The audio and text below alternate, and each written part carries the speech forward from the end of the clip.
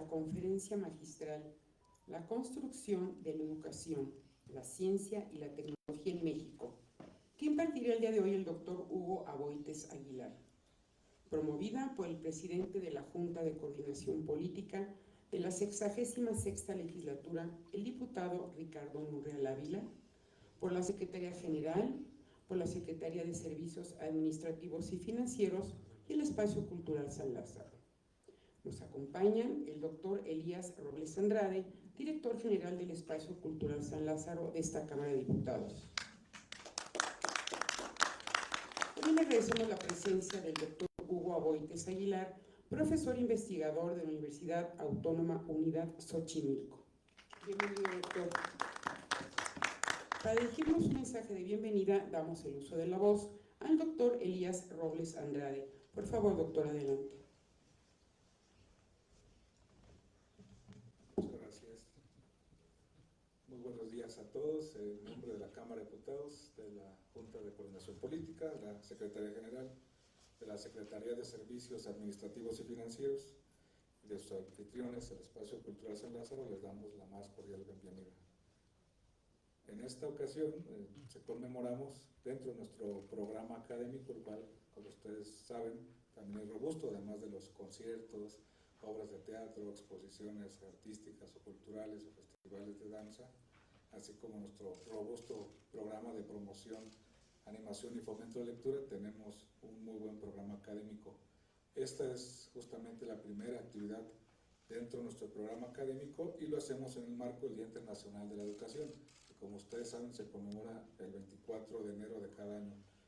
A lo mejor no la conocen porque es una efeméride reciente, no es de viejo cuño, data de 2019, la fecha en la que la Asamblea General de Naciones Unidas decide establecer esta fecha, 24 de enero, como la efeméride internacional, Día Internacional de la Educación. Una efeméride importante. Saben ustedes, según lo manifiesta nuestro propio artículo 3º constitucional, la importancia de la educación. Además, a nivel mundial, se estima que en la actualidad hay 250 millones de niñas, niños, jóvenes que están sin escolarizar. Y en el caso de los adultos, hay hasta 763 millones de personas que se estiman analfabetas. Es decir, el reto por la educación es no una cosa menor.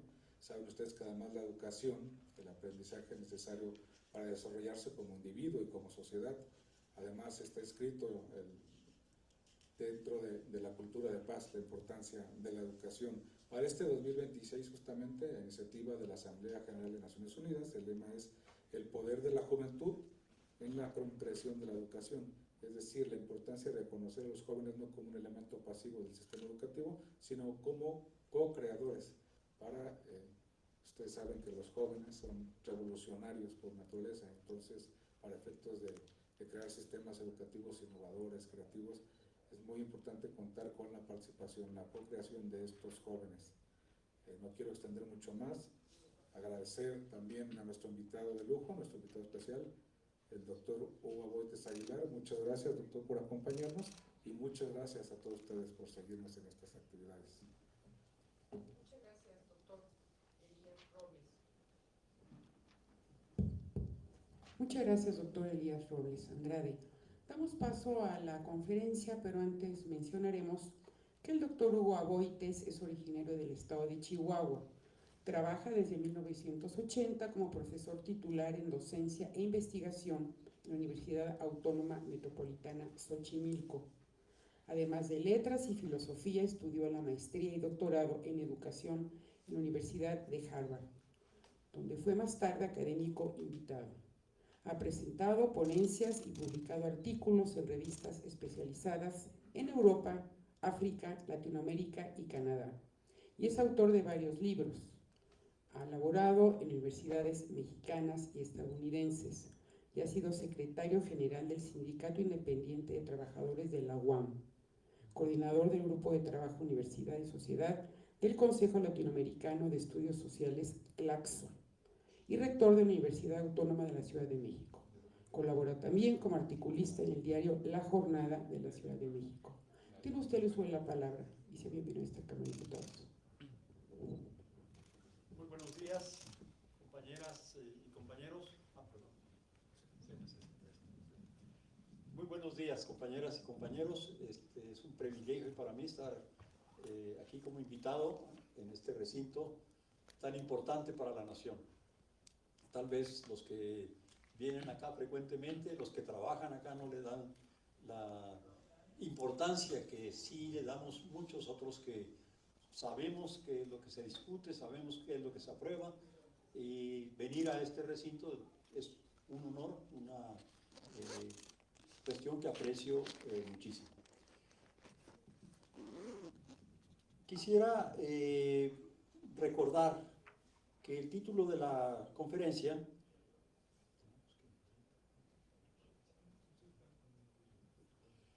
la construcción de la educación, la ciencia y la tecnología en México, quiere expresar el hecho de que no sabemos, no estudiamos mucho, no se conoce mucho cómo fue que México llegó a tener un sistema educativo, porque no siempre fue así.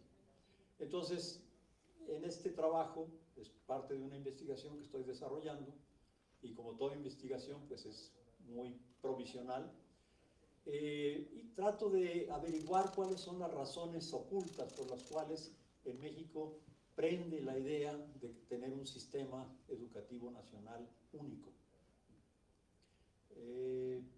Y quisiera partir de una cosa que me llamó mucho la atención y que me hizo comenzar a pensar, a investigar, a reflexionar sobre la cuestión de la construcción, porque los sistemas, las sociedades, las instituciones, las cámaras de diputados se construyen, no en el sentido de ladrillos, sino en el sentido de cuál es su propósito, cuál va a ser su organización, cuál es su meta, cuáles son sus elementos constitutivos, en fin, hay todo un trabajo de construcción que se realiza en un momento dado. Entonces, esa inquietud vino a partir de una cosa que me pareció sumamente trágica.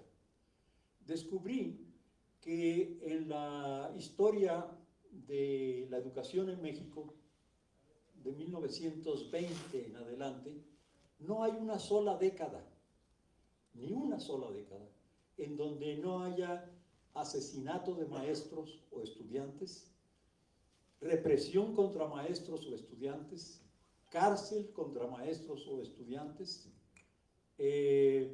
acusaciones, en fin. Y uno se pregunta, ¿por qué en México, en cada decenio, independientemente de quién esté gobernando, de qué partido esté en el poder, independientemente de la personalidad del ejecutivo, ¿por qué es que en México no hay una sola década donde no mueran estudiantes o profesores o no sean reprimidos? Me llamó mucho la atención toparme con este descubrimiento. Y entonces traté de averiguar por qué, que es la pregunta básica que todo investigador se hace ante un hecho que lo cuestiona. Y tratando de dar una explicación, dije yo, bueno, no se puede pensar que esto sea una casualidad. Cuando un fenómeno ocurre regularmente, uno dice, no, aquí hay un factor o factores que están funcionando permanentemente. Entonces piensa uno, bueno, tal vez es la cuestión de los gobernantes. Y dije yo, bueno, esta es una buena pista. ¿Por qué? Porque me puse a ver cómo es el origen de los presidentes de México. Y encontré que hay 70 años de la historia de nuestro país, cabalgando del siglo XIX al siglo XX, en los cuales en estos 70 años, salvo 2 casos, sin contar los 15 minutos que estuvo este señor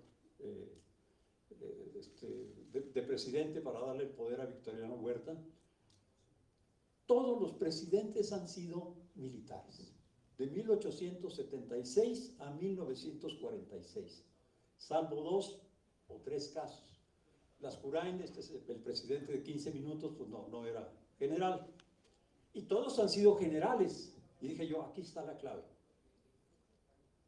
Hay una actitud muy hostil, agresiva contra el pensamiento, la cultura, la ciencia, la educación, pues porque es un país militarizado. Pero luego encontré que las represiones más fuertes no han ocurrido con los presidentes militares. Díaz Ordaz, por ejemplo, fue el cuarto presidente civil. Y la represión más fuerte que han sufrido los estudiantes, lo que ha sido más terrible para ellos, fue el Tlatelolco, en 1968. Luego, en 1971, ya con Luis Echeverría Álvarez, hay otro episodio muy violento. Las estimaciones varían, se habla de decenas de muertos y en otras fuentes de cientos de muertos. Pero también un presidente que no es militar.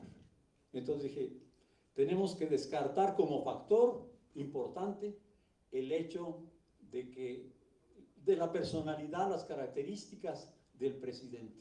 No es una cosa personal. O sea, este fenómeno de la represión contra la educación, porque cuando uno reprime a estudiantes y maestros, en el fondo está reprimiendo la educación, está reprimiendo el pensamiento, el conocimiento, la libertad de cátedra, la libertad de expresión. Este fenómeno no es una cuestión personal, hay algo estructural aquí de fondo. Entonces, pues uno tiene que hacer el trabajo de buscar, indagar, ver por qué. Por ejemplo, bueno, vamos a ver cuándo empieza nuestro sistema educativo nacional.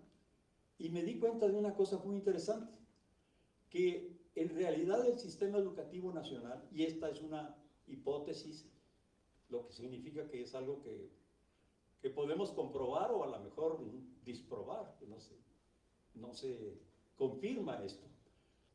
Pero descubrí que es a finales del siglo XIX que se consolida la idea de un sistema nacional único. Yo sé que la tradición, el sentido común, la idea que todos tenemos es que la Revolución Mexicana fue un parteaguas también en la educación, no solo en la distribución de la tierra, no solo en los derechos obreros, no solo en la posesión del subsuelo y del espacio aéreo y todo lo que trajo la Revolución Mexicana. También, dice uno, la educación moderna mexicana es fruto de la Revolución. Y entonces lo primero que descubro es que con Porfirio Díaz ya se establece el sistema educativo nacional. Hay resistencias, hay estados que no quieren. ¿Por qué? Porque hay de fondo cuestiones en las que la centralización no es muy bienvenida. Ya veremos eso rápidamente. Pero entonces, la hipótesis que surge es esa.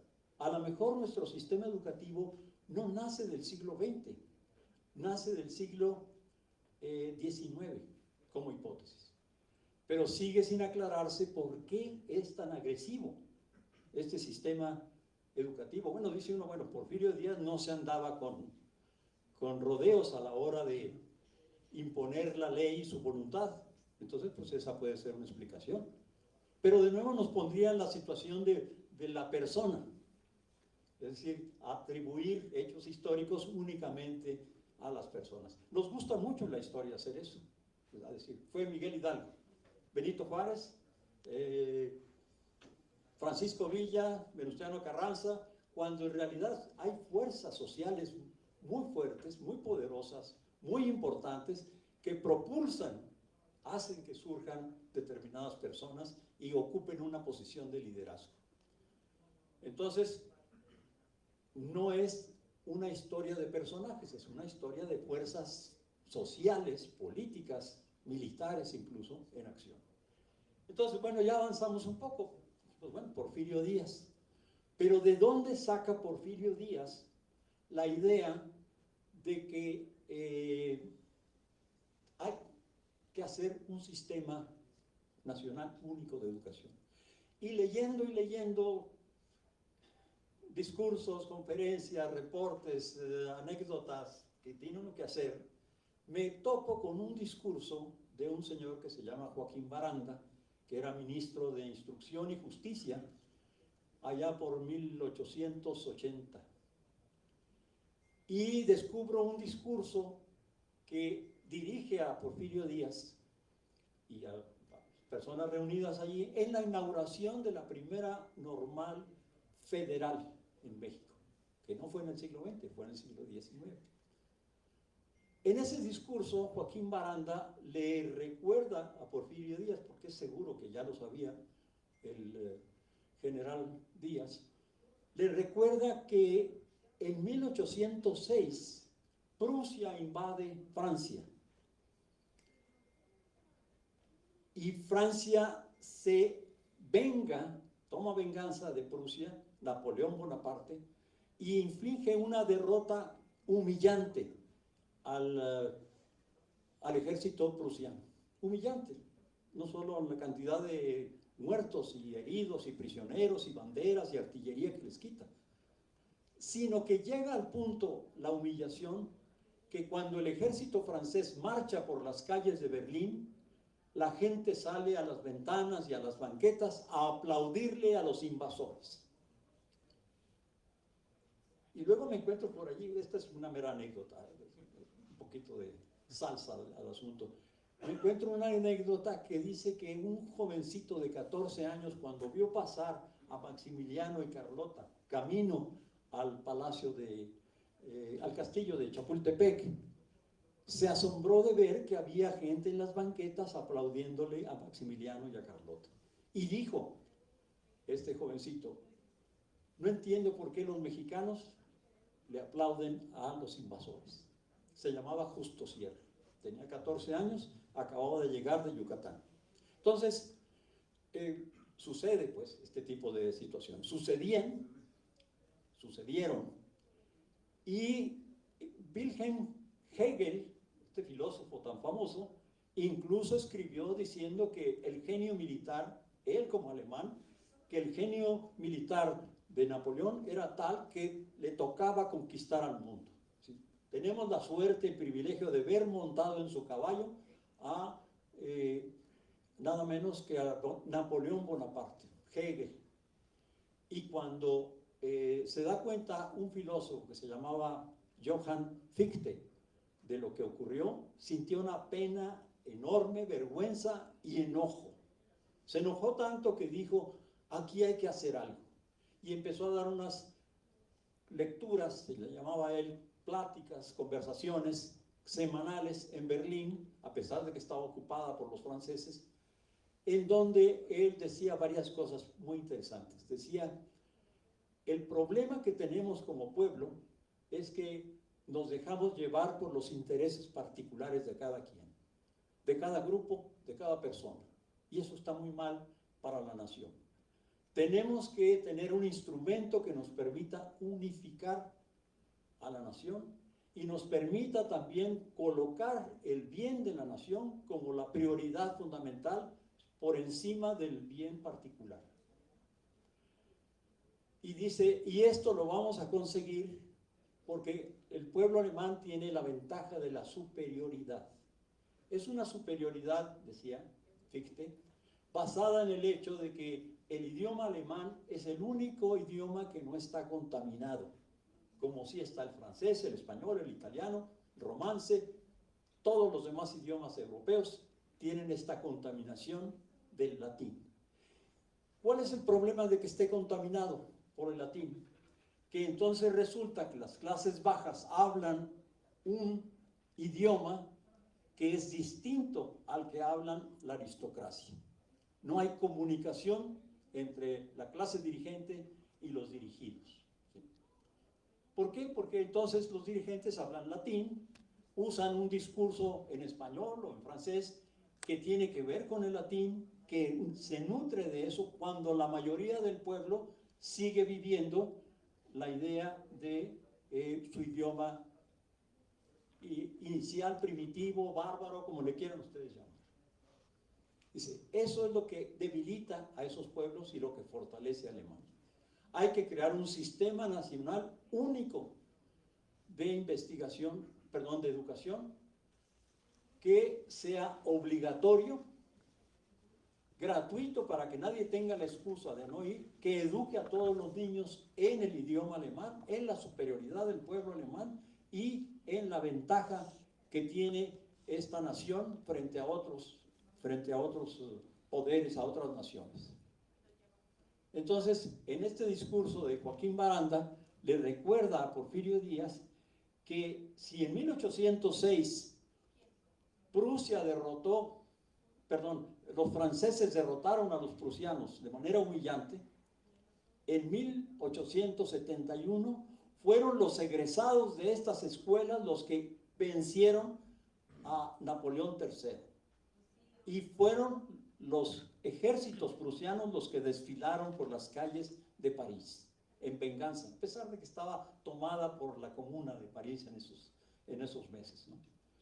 Entonces, le recuerda eso, y Porfirio Díaz, militar que era, y además muy orientado hacia el prusiano. Vean ustedes los uniformes de la guardia de Porfirio Díaz, son muy parecidos. Entonces, refrendó esta idea de hacer un sistema único nacional para volver a México un país capaz de defenderse de los enemigos externos. Surgió entonces la tesis de una nación, un idioma.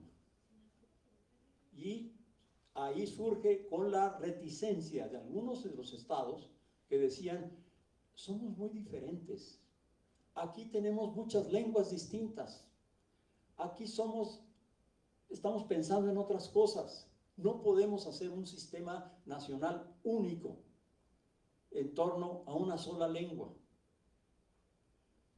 Pero fueron avasallados por Justo Sierra, que era en los últimos años el secretario de Educación, quien decía, una frase muy fuerte, decía, sobre el polvo de las lenguas indígenas nacerá la lengua nacional. Y cuando decía nacional, no estaba hablando de México, desgraciadamente estaba hablando de una lengua europea, el castellano, que no nació acá, que no se extendió acá, sino que venía con la conquista, la colonización. Entonces, lo que para Europa, para Alemania, era una tesis fantástica, una nación, un idioma, un sistema único de educación, para México y otros países latinoamericanos se convirtió en una tragedia. ¿Por qué? Porque había que, como decía Justo Sierra, barrer con las lenguas originarias para poder fortalecer una lengua única nacional. Crear una nación por sobre 62 culturas y naciones distintas. Ese fue el surgimiento entonces de la idea de un sistema nacional único, gratuito, laico también, para todo el mundo, obligatorio, en todas partes del país. Eso surge en el siglo XIX a partir de una derrota militar, la derrota de Prusia, que decide tomar venganza y para eso crea un sistema educativo nacional. Primera posible razón de esta situación.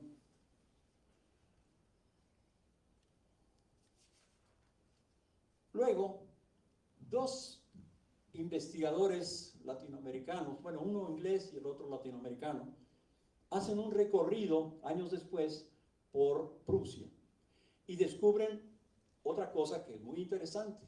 Descubren que en las zonas de Prusia donde sí funciona el sistema único nacional de educación, los jóvenes salen de las escuelas sabiendo obedecer, sabiendo hacer su trabajo, ser puntuales, ser responsables, ser colaboradores en equipo.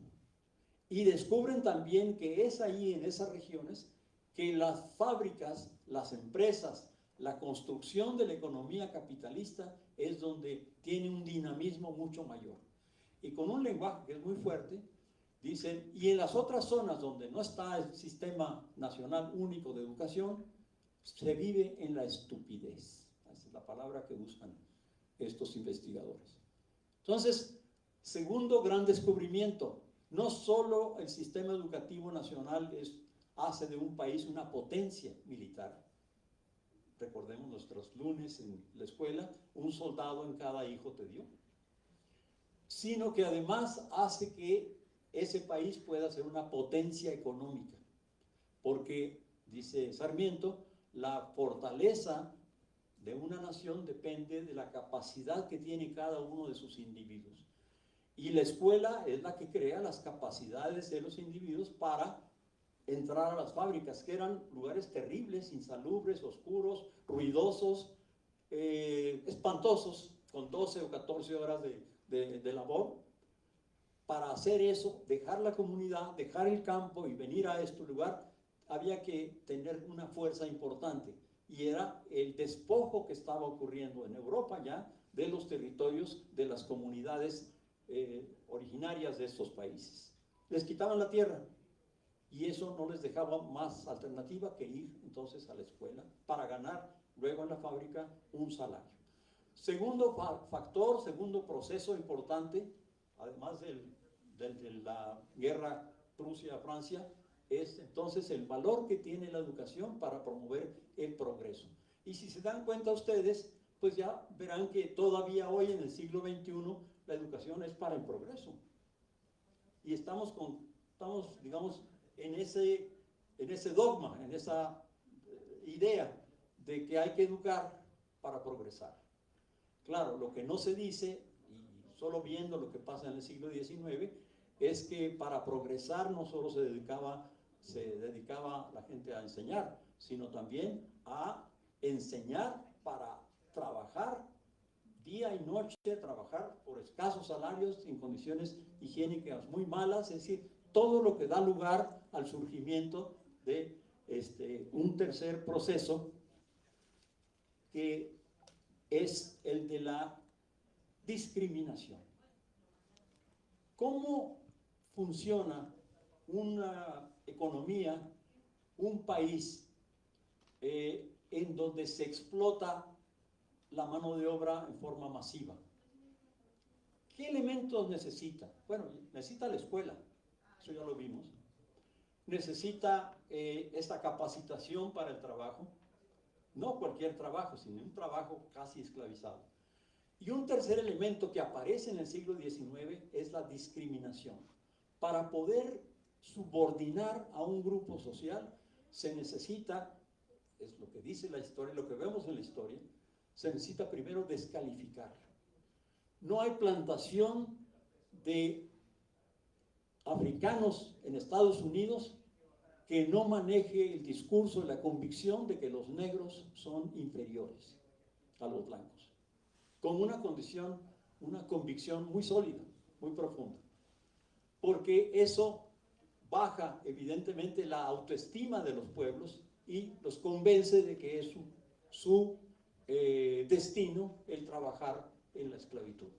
Entonces hay toda una campaña enorme que pues no surge de algunos bots o cosas por el estilo, pero es muy eficaz. Por ejemplo, dice un periódico de aquellas fechas: la raza blanca es la más activa, la más inteligente, la más civilizada. En una palabra, la que ha estado y está actualmente a la cabeza del progreso y de los conocimientos humanos en todos los ramos de la ciencia. Y esto surge en periódicos mexicanos que leen la población mexicana, que en más de un 80% en esa época es de extracción indígena, es pueblo originario.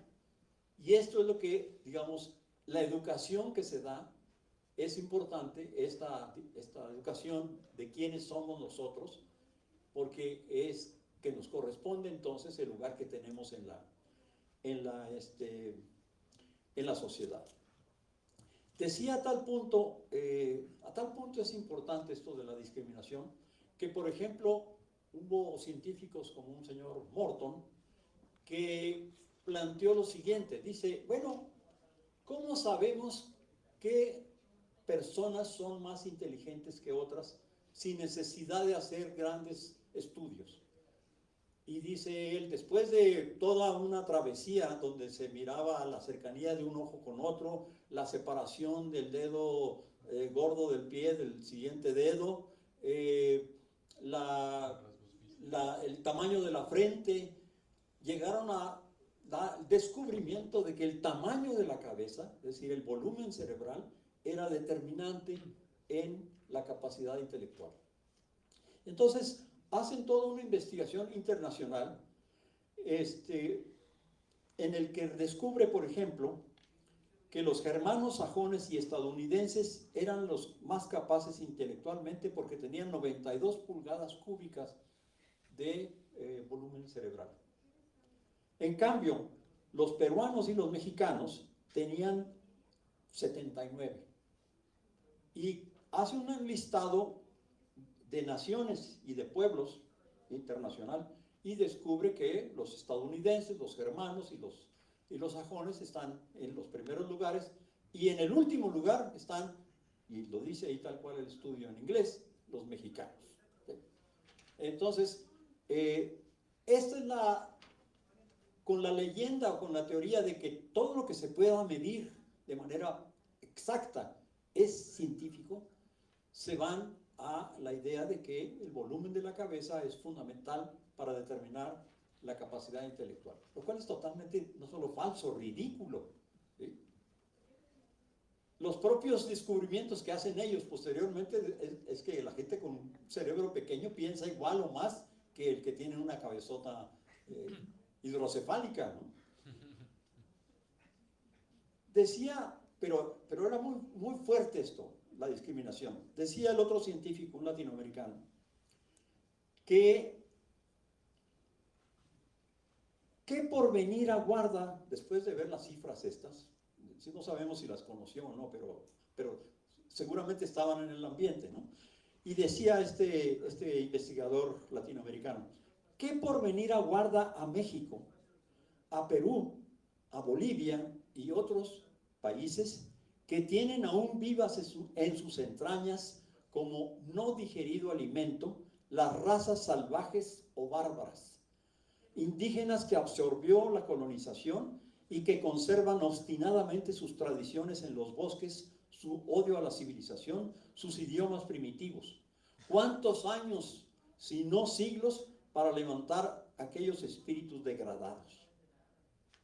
Esta era la manera como veían ellos a los pueblos mexicanos. Entonces, nuestro sistema educativo nacional surge de lo militar, surge del provecho económico y surge asentado en una terrible discriminación en contra de nosotros mismos. Dice posteriormente una investigadora que hubo un tiempo que se dijo, bueno, pues es inútil educar a estas personas porque son bárbaras, son incivilizadas, no tienen por dónde. Y entonces surgió la idea, traigamos a inmigrantes de Europa para que pueblen este país. No funcionó. Bueno, en Chihuahua sí funcionó. Llegaron los menonitas, llegaron los mormones, que establecieron colonias agrícolas muy prósperas, traían técnicas de cultivo distintas. Venían pues a este país. Otro elemento es muy importante en el proceso de construcción de la educación en México, es la resistencia.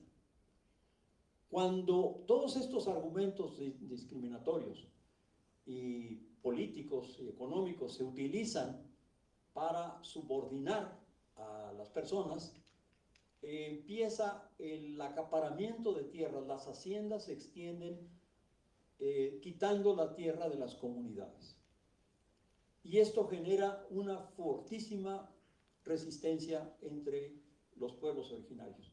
Ya a mediados del siglo XIX había levantamientos, hasta 20, dice un investigador francés, 20 levantamientos armados de comunidades indígenas en el centro de la República Mexicana. Entonces, otro elemento muy importante de nuestra construcción de la educación es que está junto con la educación construyéndose también un fenómeno de resistencia muy importante. Hay educadores, pocos, con un número no muy grande de estudiantes, que dicen, esta educación que nos están tratando de imponer no es la que queremos ni la que necesitamos. Y lo que empiezan a hacer es lo que se llamaban las escuelas racionales. es decir, escuelas en donde la preocupación no era que se absorbieran los contenidos, sino que los niños pudieran transcurrir felices su estancia en la escuela. Decía, esa era la frase, felices, son niños felices. Los barrieron, los persiguieron, incluso a alguno de ellos lo fusilaron, en el caso de un español que venía a México para ese propósito, los fusilaron.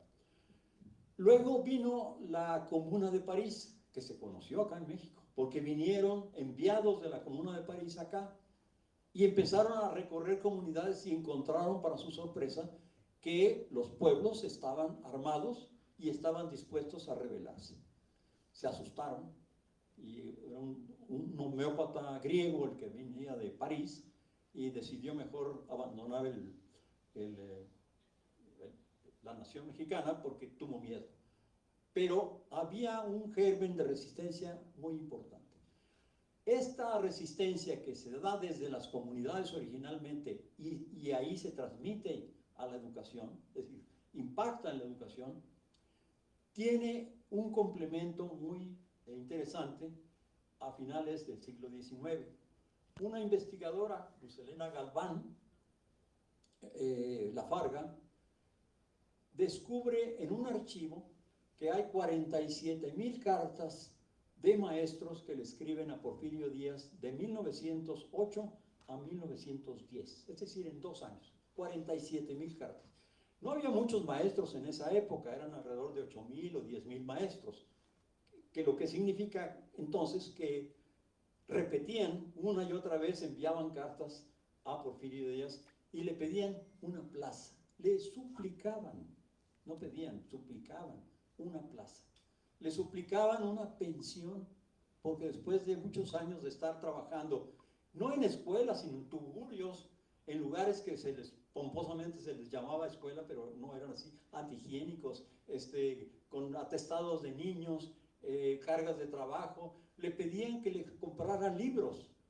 Y hay una carta que es conmovedora, en donde el maestro le pide a Porfirio Díaz que le compre un saco, una prenda de vestir, que le dé cierta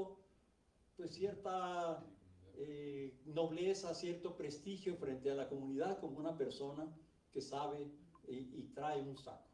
Por eso creo que nos condenan a traer saco, ¿no?, a los maestros. Entonces, no tenía dinero para comprar un saco. Los soldados tenían mejor salario que los maestros, cosa que ocurre todavía hoy.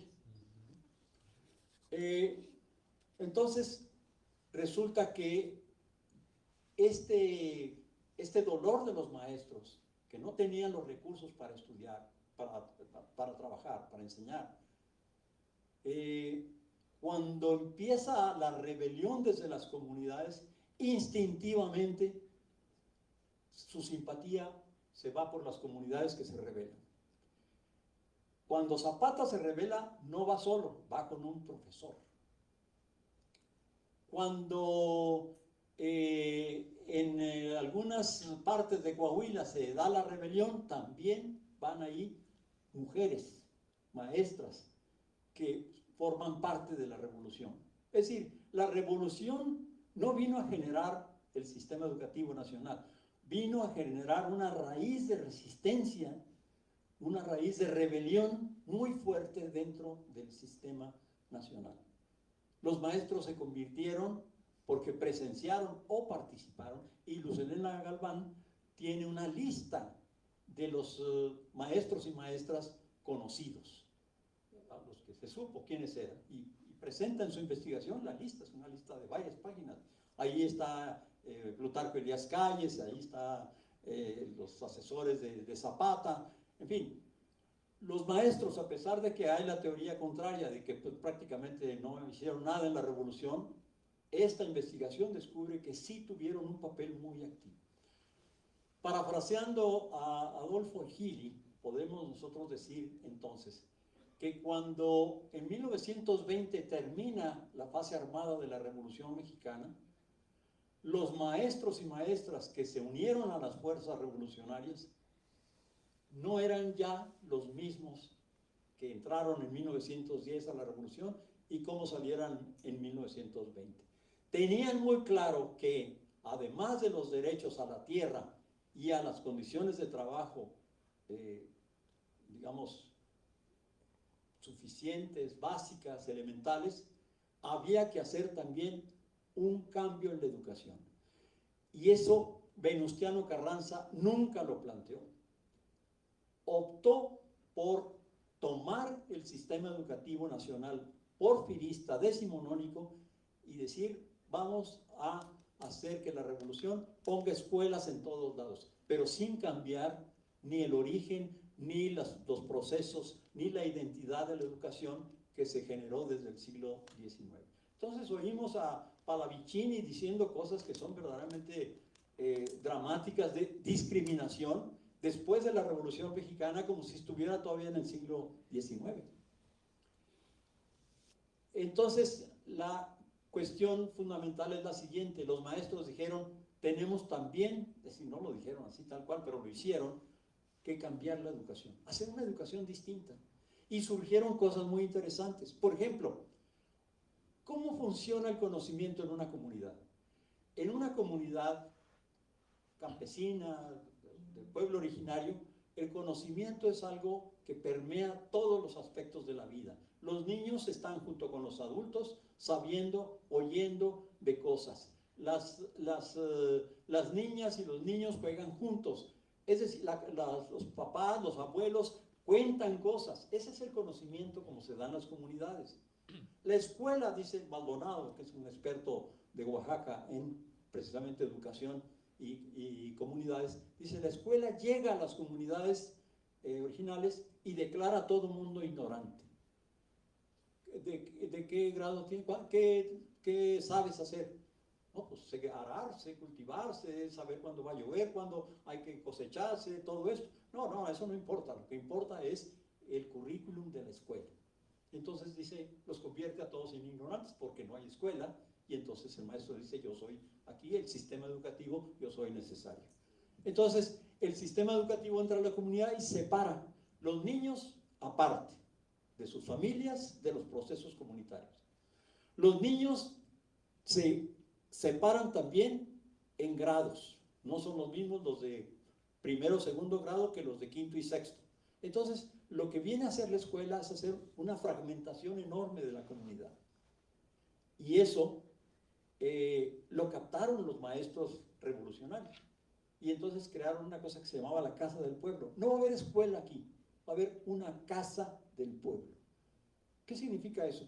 Un lugar en donde se canta, se baila, se cuentan historias, se aprende a leer, a contar, pero todos en conjunto, abuelos, familias, todos. Es decir, retoman la idea de la educación de las comunidades y la transforman en parte de lo que debería ser el sistema educativo nacional. Vasconcelos, que bueno, pues, tenía unas ocurrencias un poquito extrañas a veces, pero una muy interesante es que dice, en cada ciudad de más de 500 habitantes tiene que haber una comisión de educación, integrada por padres de familia, los estudiantes y una autoridad municipal o del gobierno. Ese es el centro de decisiones educativas de esta comunidad. Y de ahí un representante de cada uno de estos lugares se va a nivel estatal para una especie de comisión estatal que toma las decisiones. Entonces, hay una refundación de la educación que quieren hacer los revolucionarios. De 1920 a 1946, este proyecto trata de incrustarse, pero es derrotado. ¿Se acuerdan ustedes que el artículo 3 llegó a decir que toda la educación sería socialista? Social, o sea, no estaban pensando en los medios de producción y de establecer los soviets ahí, no, estaban pensando en una educación que fuera de carácter y de idea social, ¿verdad? Que pensara la sociedad. Eso es.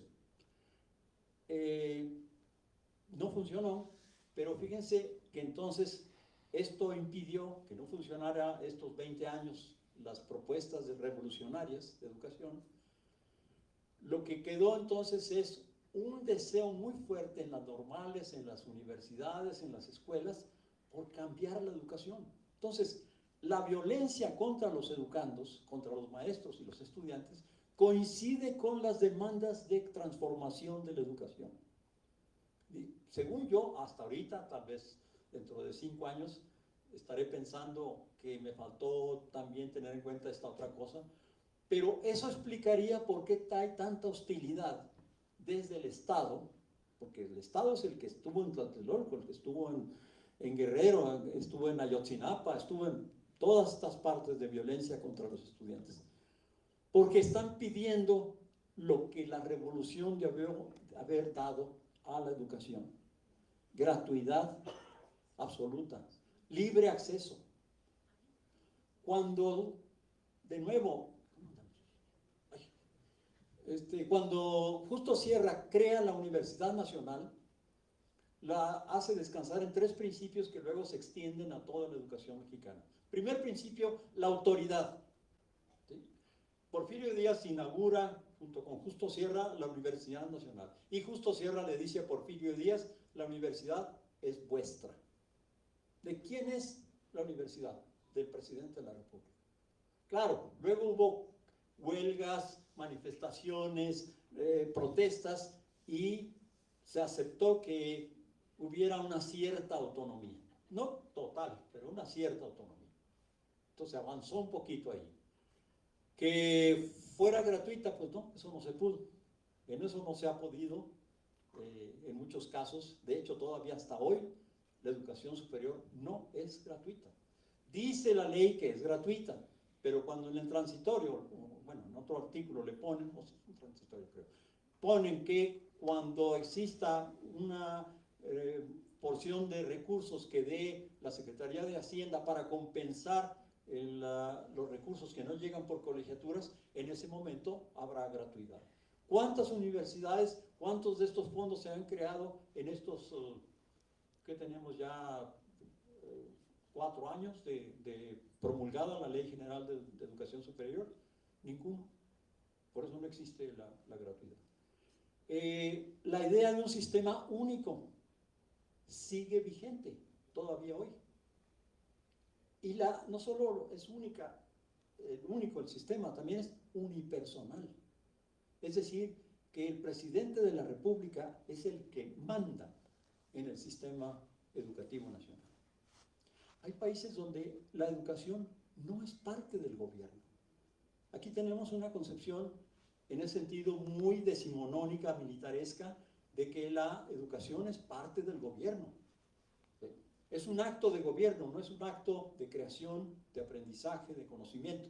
Es un acto de gobierno que decide el presidente de la República a través del secretario de Educación, que él mismo nombra, qué se va a enseñar, cómo se va a llamar, cuántos grados debe haber, qué requisitos, etcétera, etcétera, etcétera. Unipersonal. Vertical. Cuando se pregunta a las comunidades, a los maestros, a los estudiantes, si quieren el plan de estudios que se está proponiendo. En mi universidad, la Universidad Autónoma Metropolitana, existe un reglamento que dice que los profesores no pueden participar en la definición de los planes de estudio. Algunos tenemos 45 años trabajando en la universidad. Sabemos algo de planes de estudio. Algo nos enseñaron por ahí la vida, la experiencia. Pero no podemos decir pío. No podemos decir nada. En 2026, se dice que los que pueden cambiar los planes de estudio son los consejos en donde prevalece la autoridad. Entonces, nuestro sistema está dolido, está agobiado por una centralización autoritaria y vertical sumamente profunda, sumamente profunda.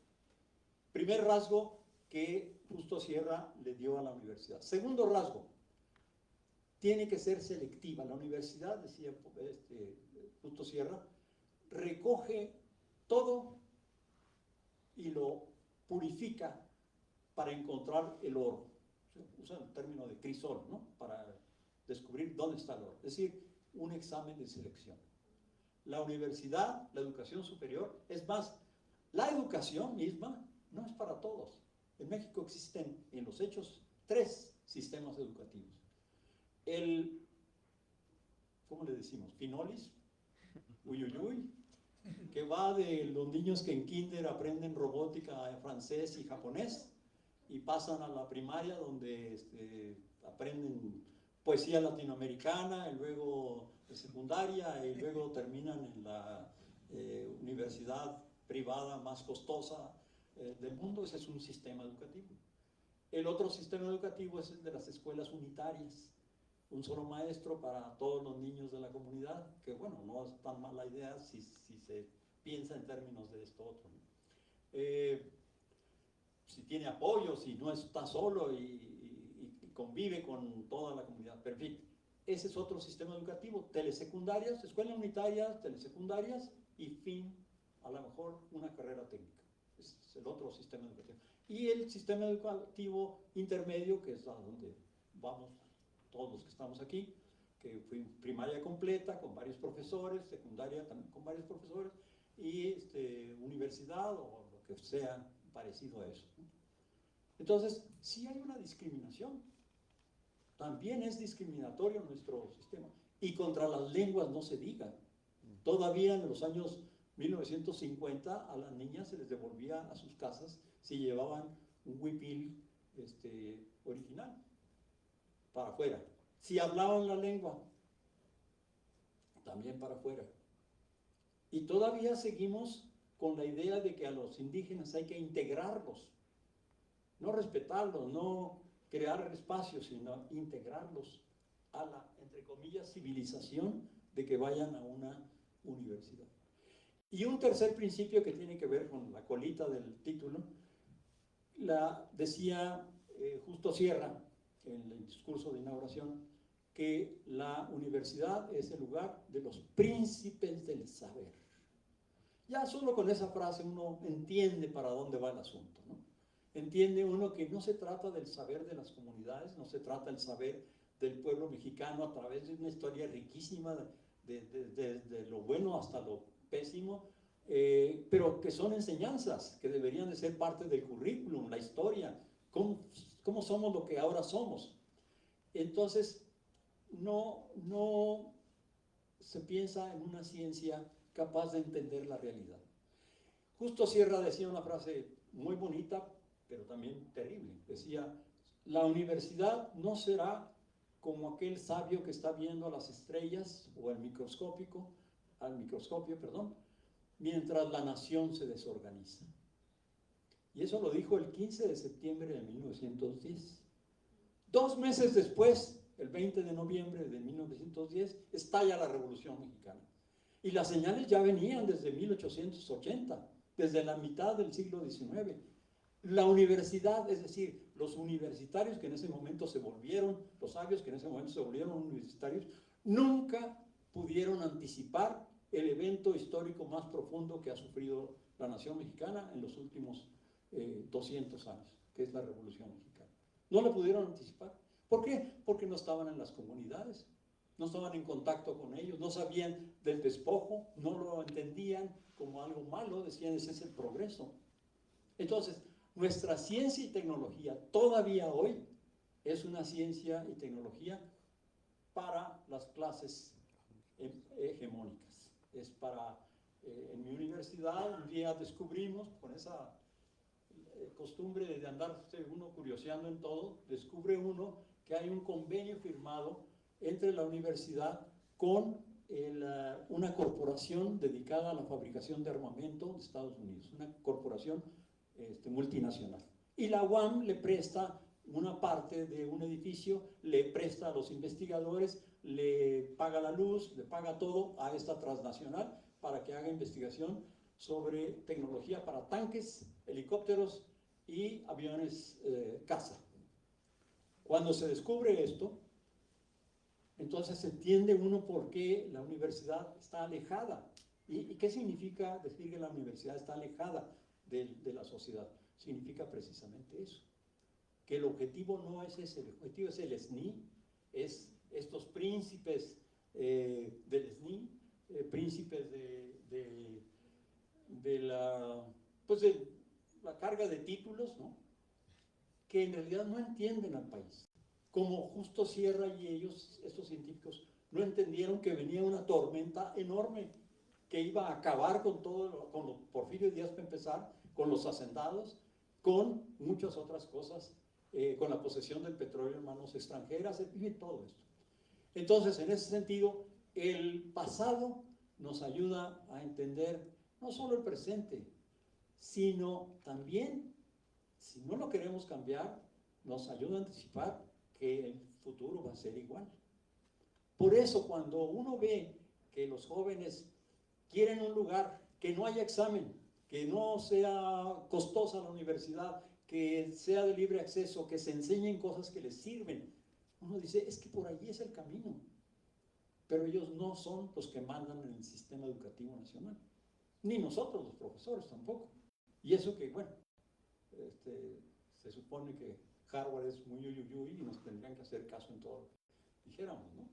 Pero no, o sea, finalmente nos proletarizan a todos, lo cual por otro lado qué bueno porque nos ayuda a entender al país, y nos convierte entonces en testigos que deberíamos de hablar mucho más. Yo aquí lo dejo, sé que hay mucho más que podríamos decir, pero... Muchas gracias, doctor. Doctor, aplauso, por favor. El doctor Vicente Hugo Boites Aguilar. En la conferencia magistral hay un componente que es también parte del propósito de la efeméride del 2026 del Día Internacional de Educación, que es con el auge de las tecnologías emergentes, estas tecnologías como la inteligencia digital, qué retos implican el sistema educativo. Yo creo que podríamos invitarlo, doctor, para una segunda sesión o segunda parte de su conferencia magistral en torno a estos retos de las tecnologías emergentes en el sistema educativo. Para que nos puedan elevar su pregunta, por favor levanten la mano y no sé si podemos hacerles llegar un micrófono. ¿Alguien tiene alguna pregunta, observación, comentario para el doctor?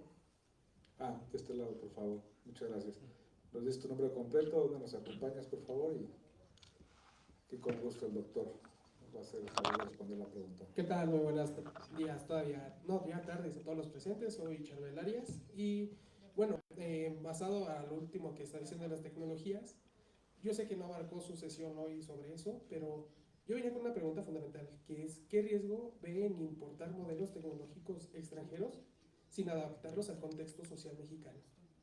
No sé si me podría responder esa pregunta.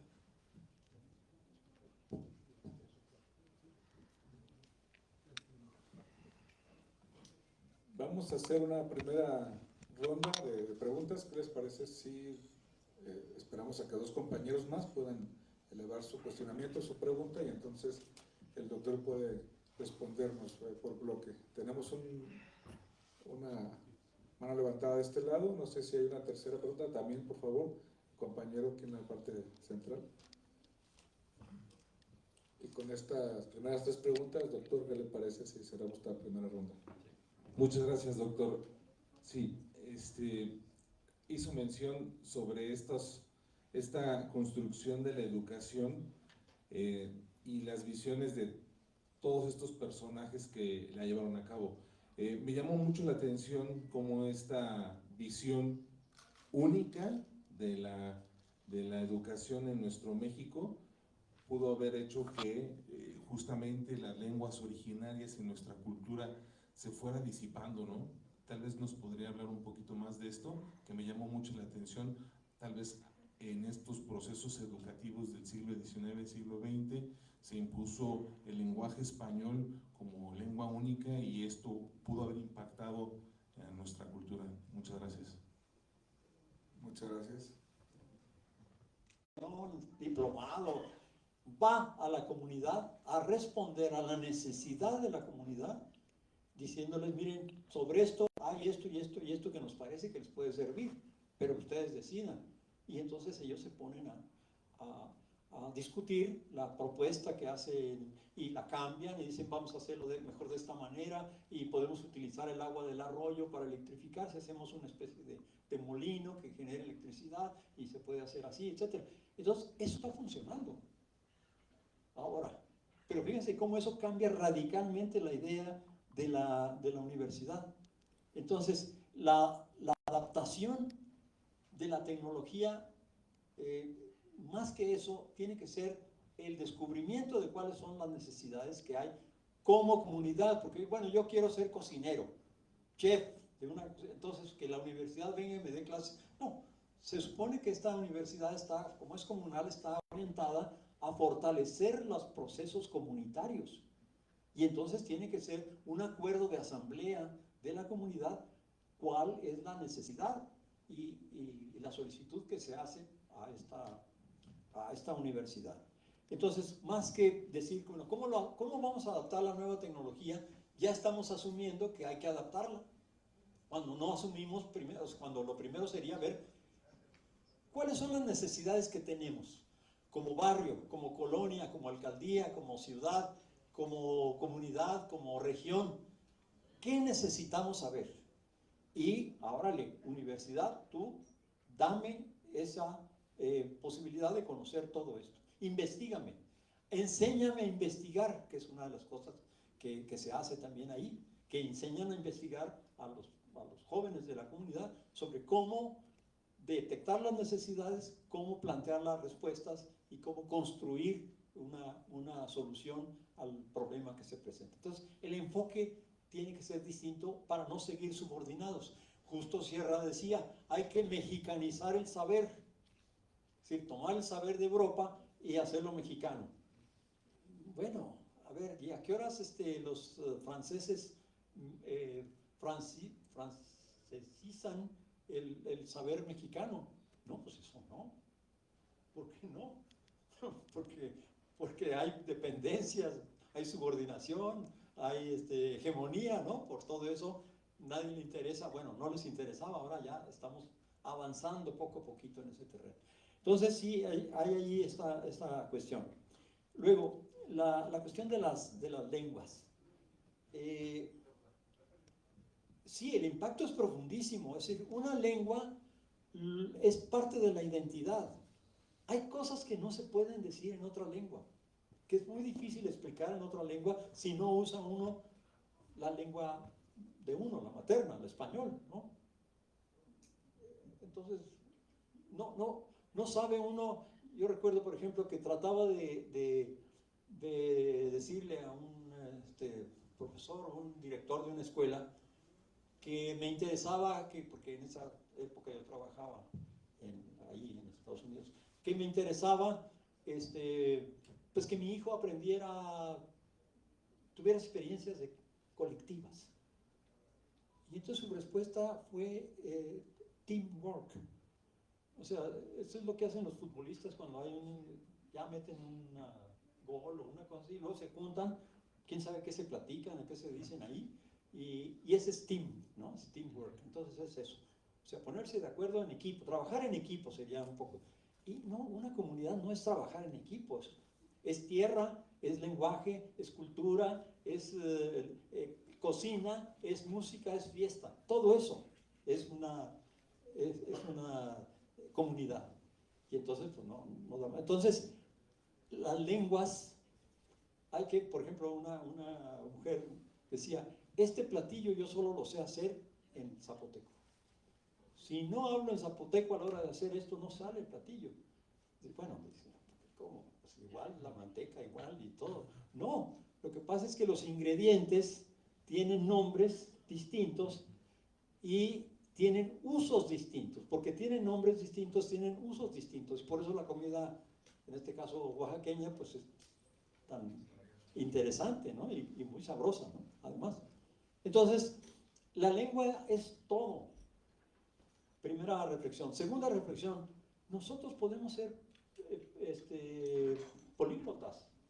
¿Sí? Sí, ya se acepta que los niños tienen que saber inglés, por ejemplo. Pero ¿por qué no pueden saber también la lengua local? Bueno, van a decir ustedes, oye, ya con otro ejemplo, pero en la UAM se enseña alemán, francés, italiano, español, obviamente. Se enseñan todas esas cosas. Una vez que quisimos que se enseñara náhuatl, fue una lucha terrible. a tal punto que hubo que pagarle a la universidad para que nos dejara usar un salón en donde iba a venir el maestro que le habíamos pedido que viniera a enseñarnos náhuatl. O sea, no está en el currículum, no está en ninguna parte, no existe. Entonces, el solo hecho de que exista náhuatl, zapoteco, otomí, rarámuri, tzetzal, etcétera, como opciones de lenguas, ya te abre el panorama, ya el estudiante dice, ah, caray, este no es un mundo de inglés, francés y alemán, sino que es un mundo, estoy en un país donde hablar muchas lenguas es bueno. ¿Qué pasa en Suiza? Pues todos hablan mal que bien, alemán, italiano, francés, romance e inglés. ¿Por qué? Porque pues, en Europa y en muchas partes el inglés es como el latín, ¿no? Es la lengua del mundo. Entonces, el impacto de las lenguas es increíble, increíble. Y el hecho de que una persona pueda decir algo en algo. Yo, por ejemplo, lo que hacemos con mis estudiantes de primer ingreso, les digo, esta ciudad es un libro abierto de náhuatl para aprender náhuatl. Díganme qué significa Iztaccíhuatl, qué significa Popocatépetl, qué significa Parangaricutirimícuaro, qué significa, en fin, todo esto. Y también la pregunta es, ¿qué quiere decir USA? Ah, pues todo eso, quiere decir Estados Unidos. Bueno, ¿qué quiere decir MEXICO? ¿Cómo que quiere decir? Pues ese es México, nuestro país. Sí, pero ¿qué quiere decir esas letras? Pues quién sabe. Y pues no sabemos, es decir, no enseñamos a los niños que México significa el ombligo de la luna. ¿Sí? Cosa que este país es el ombligo del mundo, ¿no? Un poco muy humildes, pues, pero eso significa. Entonces, recorrer la ciudad y encontrar calles como Tlacotemecatl, pues ya me está diciendo cosas. Bueno, eso es parte del currículum también. Algunos querrán aprender otra lengua, otros no. En fin, pero abrir las opciones. Decir, bueno, pues en esta universidad se habla español, se habla inglés, pero también se habla esta otra. Y hay clases que son en esta lengua, ¿no? ¿Por qué no? Si en Nueva York hay una universidad que enseña náhuatl, ¿por qué acá no podemos hacer eso? Luego, no integración, respetarlos, sí, exacto. El ejemplo del Aguaco es un ejemplo muy bonito, creo yo, muy claro, de cómo no queremos que los jóvenes vengan a la universidad. Ya tenemos el 0.006% de alumnos indígenas. Vamos avanzando. ¿En qué vamos avanzando? No vamos avanzando, al contrario. No solo no avanzamos en la integración, sino que está mal el hecho de que queramos integrarlos. Hay que respetarlos. Hay que ver cómo debe ser la escuela. Dejar que la escuela sea distinta en Chihuahua que en Chiapas. Cuando en Chiapas hay cocodrilos, hay simios, monos, y en Chihuahua pues hay pumas, venados, pero no hay todo eso. En Chihuahua se habla alemán, ¿por qué? Pues los mormones hablan alemán. Se habla inglés, digamos, comunidades que hablan inglés, también porque los otros inmigrantes también hablan y se habla español. Somos un estado trilingüe, pero no somos trilingüe porque nadie enseña alemán y nadie enseña inglés, digamos, comunitariamente. Entonces, la cuestión es cómo se plantea la educación. Justo Sierra. Bueno, Justo Sierra es un personaje brillante, liberal, fue positivista, pero terminó declarándose liberal nada más. Muy inteligente, muy bueno para hacer discursos, su discurso es fabuloso, pero muy conservador, muy conservador. Entonces, pues sí está la foto del rector de la UNAM y atrás de él está la pintura de Justo Sierra. pero es una universidad que está calcada del sueño del siglo XIX, como también la UAM, que toma de la UNAM pues los rasgos fundamentales, ¿no? de facultades, de poca participación democrática, de los consejos en donde las autoridades son los que mandan, el consejo universitario, por ejemplo, donde en 40 años, 45 años que estoy en la UAM, no más que 3 veces he visto que el rector pierda una votación. Siempre gana. Lo que quiera el rector, eso se aprueba en el consejo universitario. Son muchos años, 40. Entonces, pero llega uno a la titubeante conclusión de que a lo mejor no hay mucha democracia, ¿no? Sí. ¿Qué pasa en la UACM? En la UACM, el rector está solo. Yo fui rector de la universidad porque me interesó mucho experimentar esa institución desde dentro. Como me invitaron a ser rector, dije, pues, ¿por qué no? Entonces estoy ahí y veo el consejo universitario y estoy solo. Es decir, no está la secretaria académica, no están los directores de facultad, no están los coordinadores de esto, no. Es decir, toda la corte que usualmente apoya y respalda al rector. Estoy solo ahí. La mitad del consejo universitario son estudiantes, la otra mitad son profesores. Entonces, ¿quién manda en la universidad? Ese consejo universitario. ¿Sí? Entonces, ahí se toman decisiones, pero presupuestarias, por ejemplo, tanto para aumento, tanto para plazas, tanto para becas de estudiantes, tanto para comedores, tanto para esto. Esas decisiones las toman estudiantes y profesores. Se enseña a ser ciudadano, se enseña a ser participante de tu sociedad. La presidenta dijo una frase muy interesante el otro día, dijo, yo aprendí política en las asambleas de la UNAM. Y entonces dice uno, exactamente, pues debemos de tener más universidades públicas autónomas, pero están en decadencia, es decir, no en decadencia, perdón, están en un proceso de extinción. En 1990 la Universidad Mexicana Pública Autónoma tenía el 50% de la matrícula aproximadamente, de la matrícula de educación superior. Los demás estaban en el poli, en universidades tecnológicas, en fin, 50%. Ahora es el 33%. Es decir, va. No porque vaya disminuyendo la matrícula, sino relativamente al aumento que hay de la matrícula general de la educación superior, la matrícula universitaria se ve relativamente disminuida, ya cada vez es menos importante.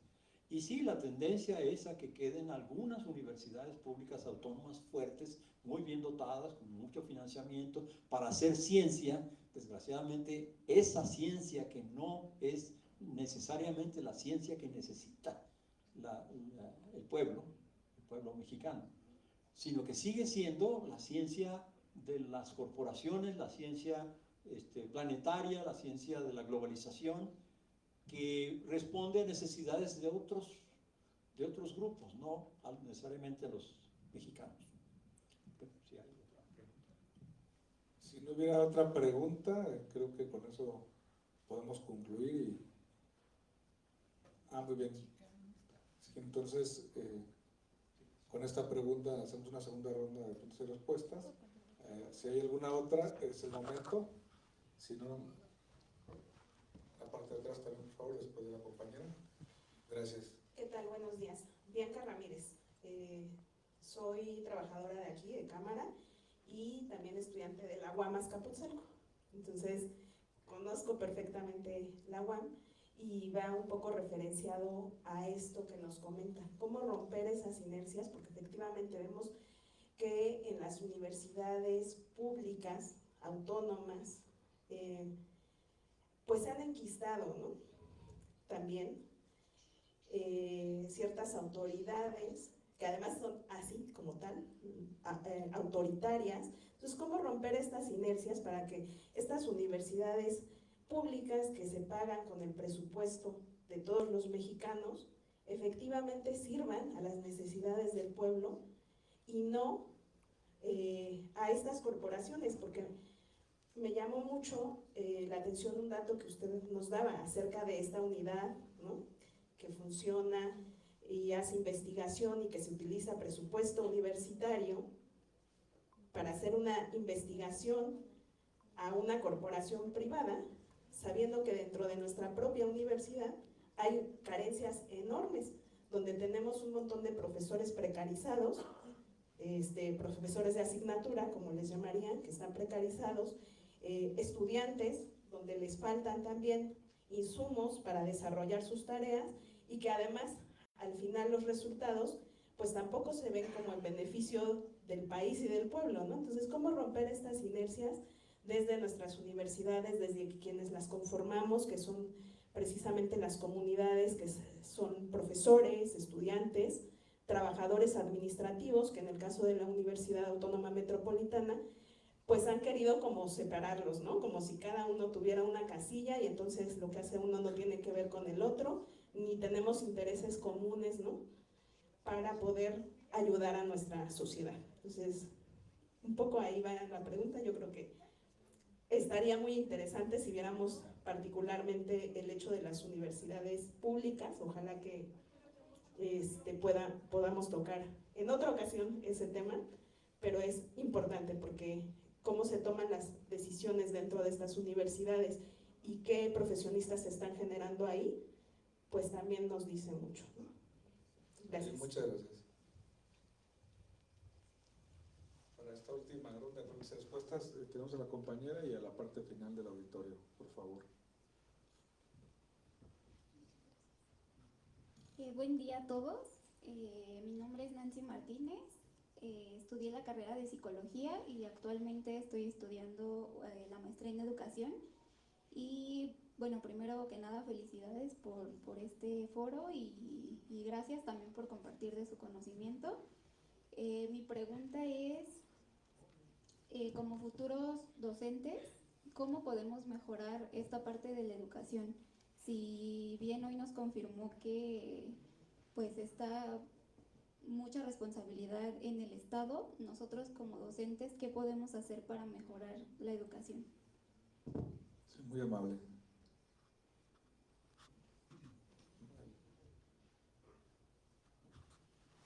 ¿Qué tal? Buenos días. Felicidades, doctor Vicente Aboites. Gran conferencia.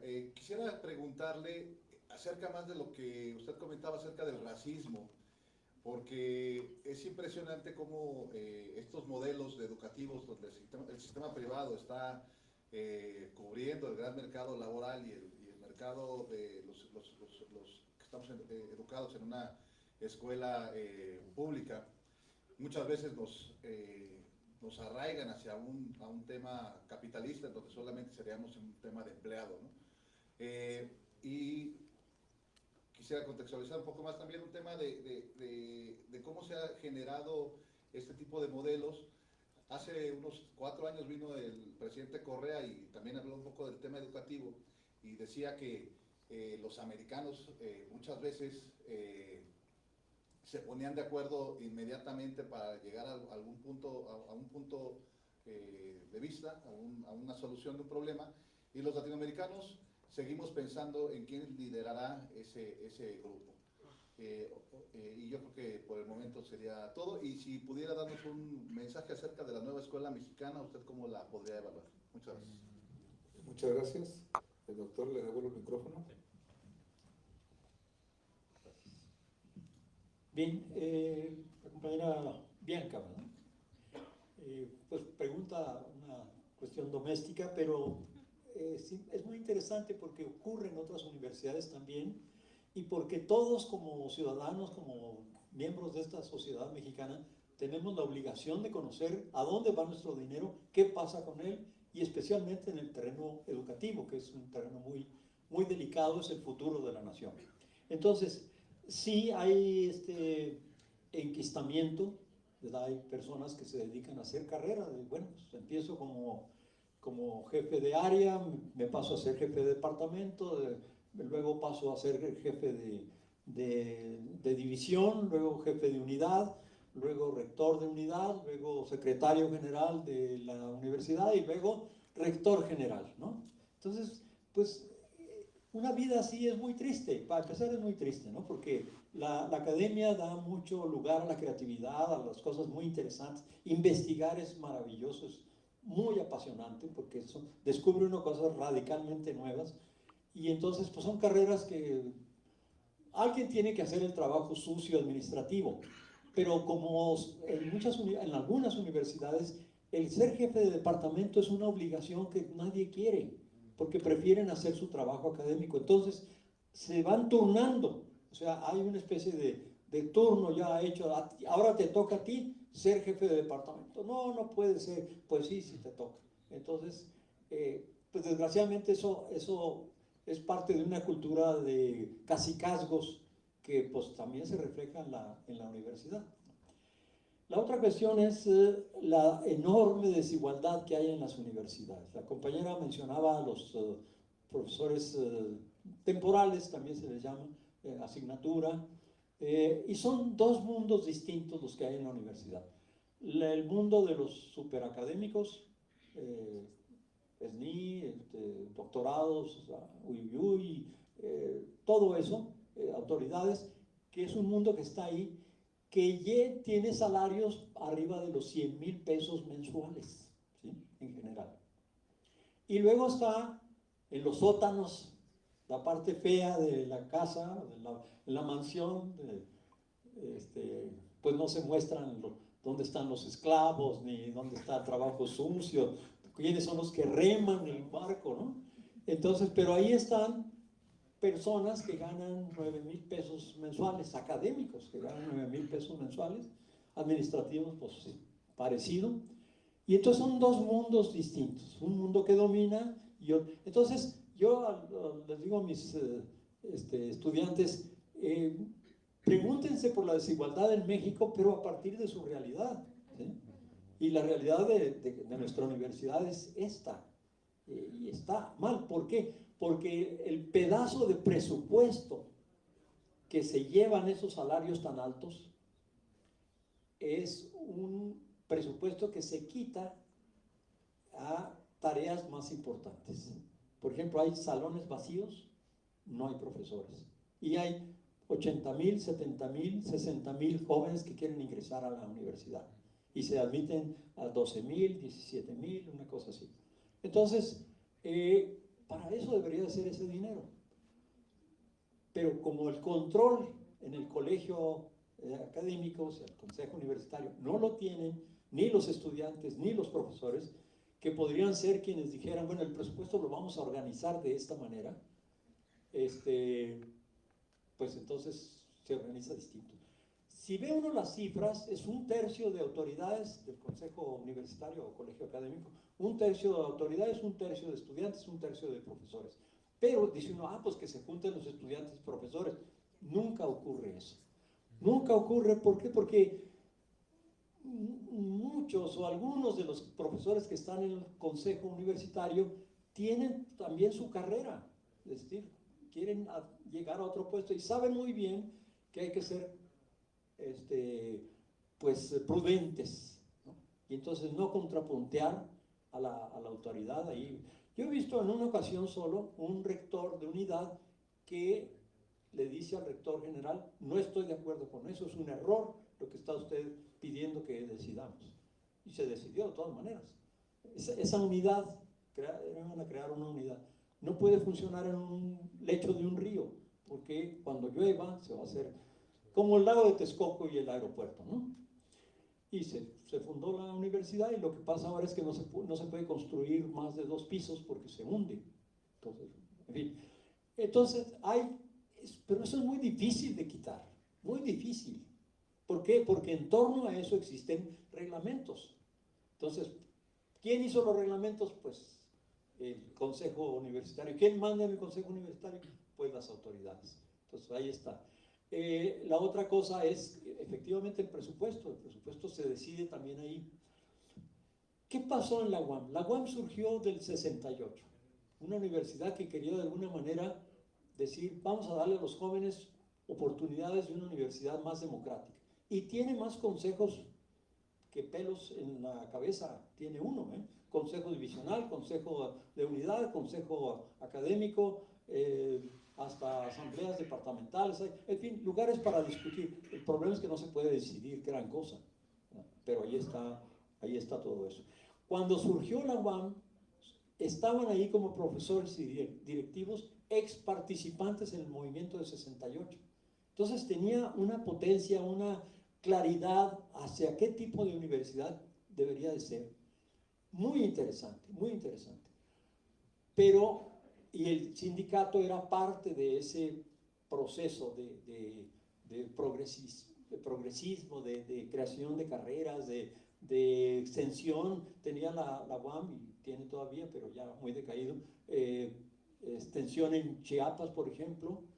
Tiene actividades en zonas de la ciudad, en zona sur de la ciudad, y aquello era la vida de la universidad. Pero hubo una especie de golpe de Estado, se llevó el contrato colectivo del sindicato a la autoridad laboral federal, y la autoridad laboral federal dijo que había que quitarle 50 cláusulas al contrato, que eran las cláusulas que permitían que el sindicato pudiera denunciar cuando hubiera una mala aplicación de un proceso de contratación de un académico. Es decir, que hubiera favoritismo, por ejemplo, ¿sí? Que hubiera clonación de personal, que hubiera retratos hablados. Entonces ahí se dio un golpe fuertísimo, luego vinieron las becas y estímulos, le damos dinero a los que más producen, y con tal de no perder la beca, que viene siendo el 60% de los ingresos del académico, pues entonces uno se calla, uno no dice nada, porque tiene temor a eso. Entonces se ha vuelto una universidad que no denuncia, es decir, se desbarata la sociedad abajo y no pasa mucho. Para que saliera un pronunciamiento sobre Gaza, tuvimos que luchar muchísimo, ¿no? Y bueno, afortunadamente sobre Venezuela sí salió inmediatamente un pronunciamiento, pero no hay una política social así muy clara. Entonces sí es muy difícil cambiar, ¿sí? Esta fábrica de la Corporación de Tecnología para Tanques y Aviones se convirtió en un laboratorio que ahora hace trabajo para empresas. Entonces, se quitó ya lo de la corporación ante las denuncias y las quejas, pero ahora ese laboratorio funciona para las empresas. ¿Qué hacen? Por ejemplo, una cosa que hacen es estos pedazos de sustancia olorosa que se cuelgan de los excusados. ¿Lo han visto ustedes? ¿Sí? Bueno, una empresa decía, tenemos problemas. La empresa le dijo a la UAM, tenemos problemas, se deshace el producto.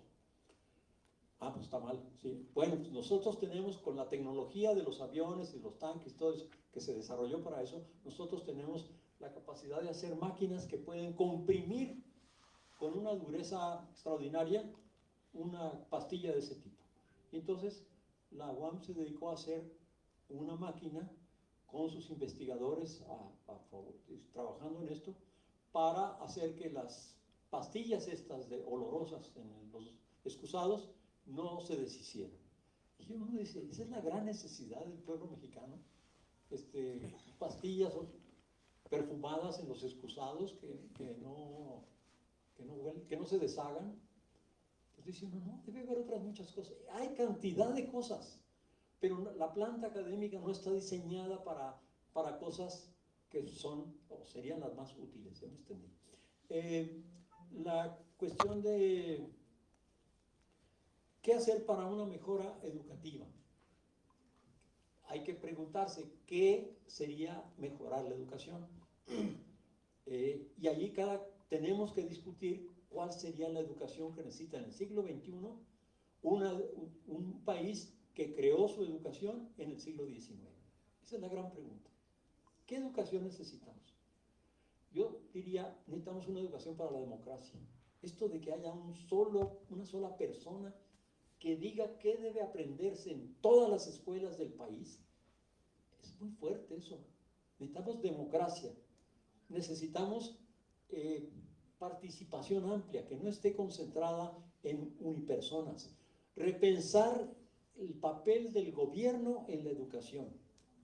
Sí, de veras debe ser el conductor de la educación directamente, Hay países muy poderosos que no tienen un sistema educativo único.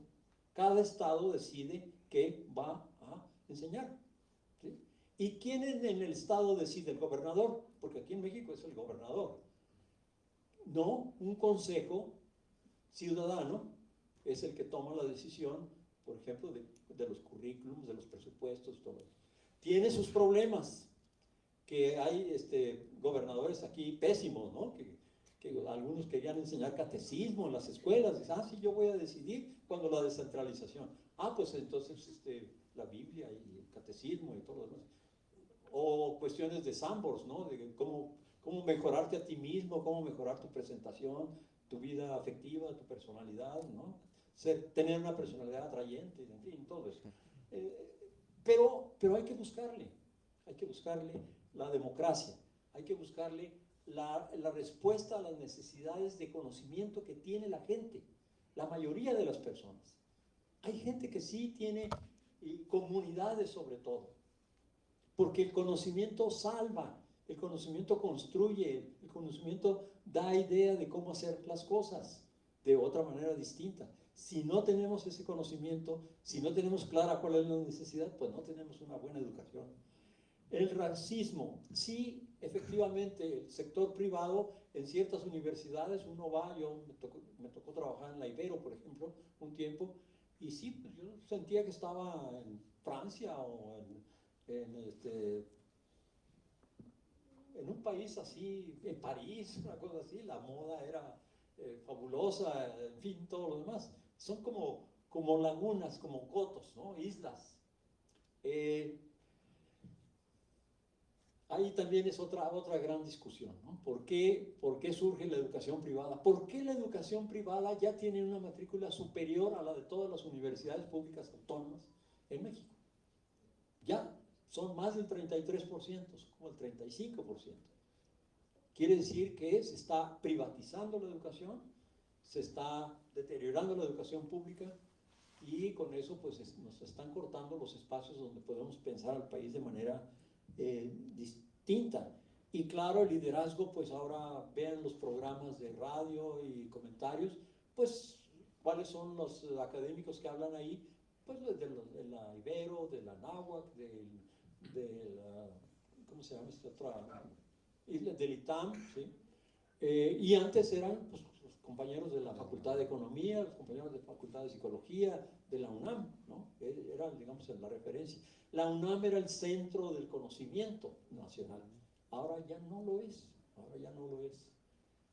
Entonces, bueno, yo les agradezco mucho la invitación y las preguntas y la atención, pero como dice el dicho, todo tiene un límite, ¿no? Entonces creo que ya estamos llegando a ese límite.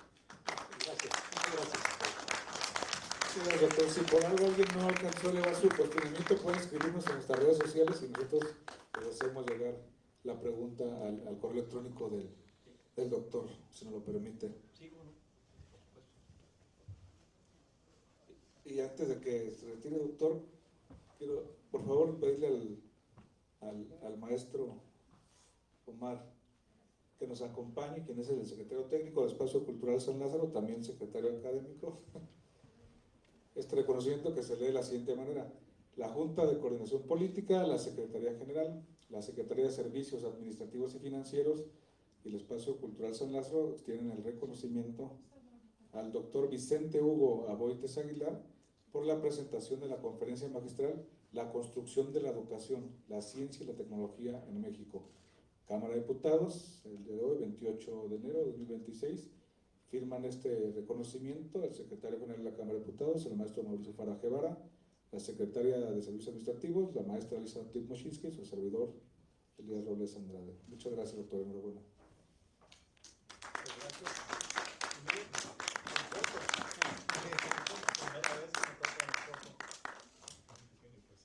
Gracias, muchas gracias. Y luego libros, pues también. ¿Nos puede dar una foto, doctor, para que nos pasemos un poco al centro? Correcto. Sí, nos dice, por favor.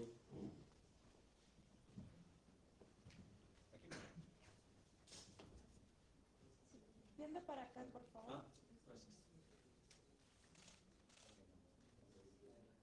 Gracias. Gracias. No, les agradezco mucho la invitación. Felicidades, doctor. Muchas Muchas gracias a gracias. ustedes. El Espacio Cultural San Lázaro les agradece a todos su asistencia. Buenas tardes y muchas gracias.